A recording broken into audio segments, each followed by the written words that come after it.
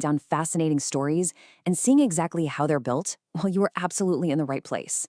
Today, we're diving into one of the most famous narratives in human history, but we're looking at it through a really fun, specific lens. We're unpacking the Christmas origin story exactly as it's told in a hugely popular animated children's explainer by the YouTube channel T-Series Kids Hut.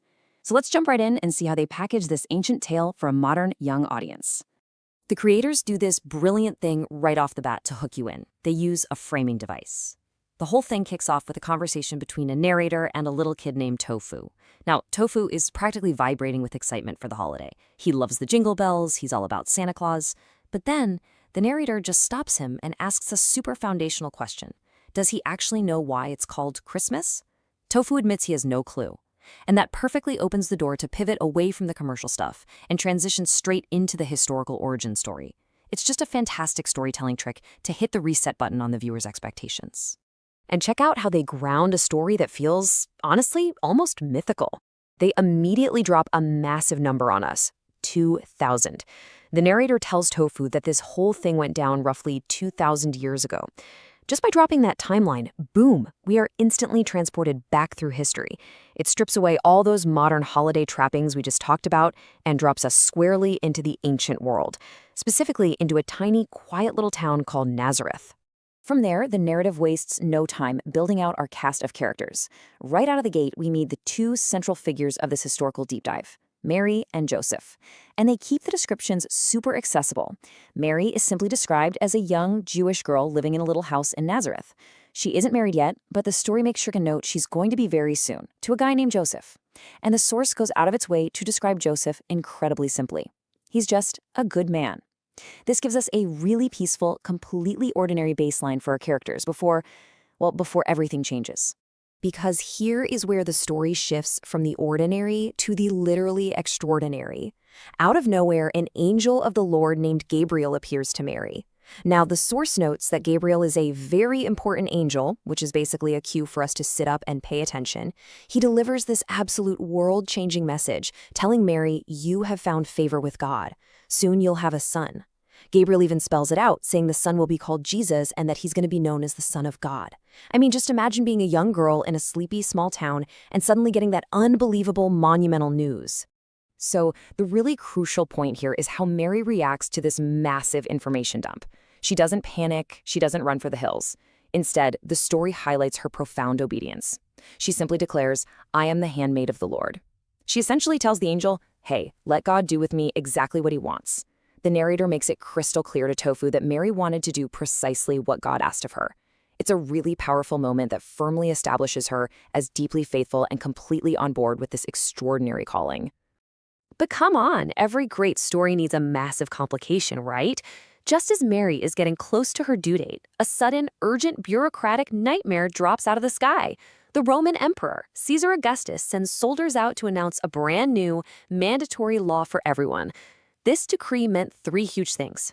First, everyone's got to pay new taxes. Second, they have to register for a massive census. And third, here's the kicker, to do all of this, citizens actually have to travel back to their ancestral hometowns. For Joseph, that meant packing up everything and immediately hitting the road for a town called Bethlehem. Now, we really need to talk about what that journey actually meant.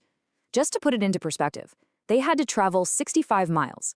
Today, you hop in a car, you're there in an hour. No big deal.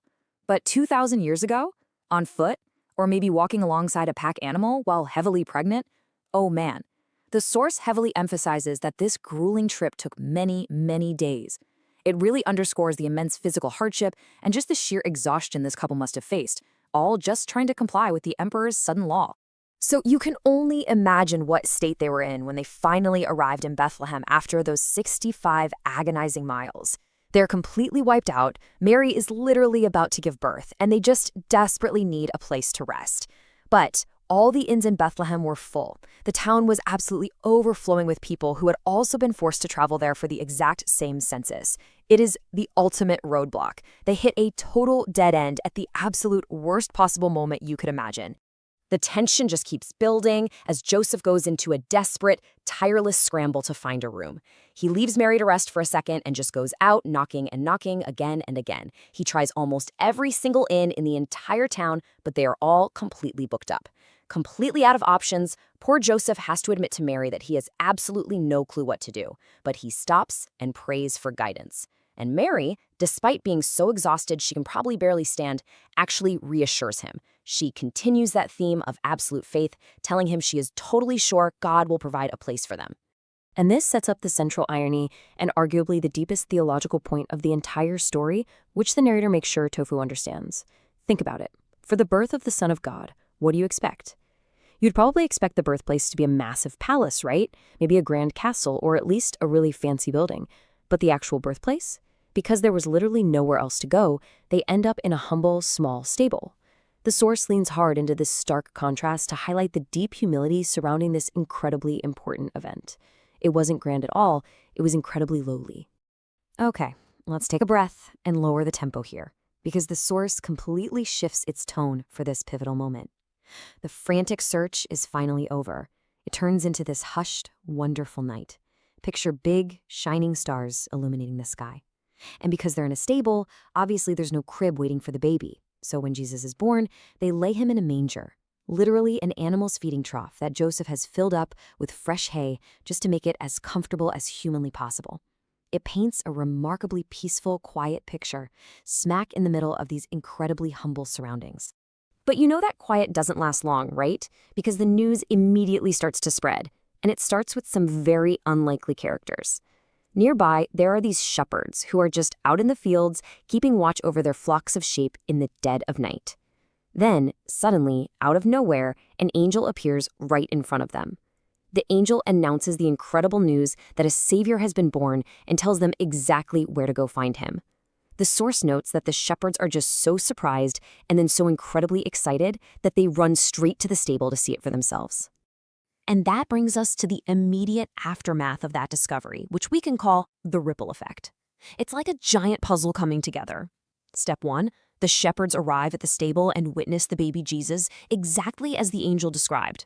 Step 2, they don't just keep this amazing thing to themselves, they immediately transform from witnesses into messengers, spreading this magical news to anyone who will listen. And step 3, the result of their storytelling is that it left everyone who heard it in absolute wonder. The story just begins to grow exponentially outward, spreading like wildfire from that tiny, quiet little stable. Which brings us beautifully right back to where we started. The narrator wraps up the story and loops back to that initial framing device, asking the kid, "Doesn't it sound magical, Tofu?" And Tofu's reaction? It mirrors exactly what the shepherds did. He's completely filled with wonder, calling it so magical, and he immediately declares that he's going to tell this wonderful story to everyone at his school the very next day. The source is basically showing us that the natural reaction to hearing this narrative is that you just want to share it with other people. And that brings us to our final takeaway for today's explainer. We've seen how this Kids Hut video takes a massive historical religious narrative and structures it absolutely perfectly for a young mind. It focuses on the character's faith, the dramatic journey, the incredibly humble setting, and the sheer wonder of the people who witnessed it. The video explicitly passes the baton over to Tofu to share the story further. Doesn't it sound magical? Having seen exactly how this narrative is constructed piece by piece today, how will you share the story? Thank you so much for joining me on The Explainer, and as always, keep staying curious.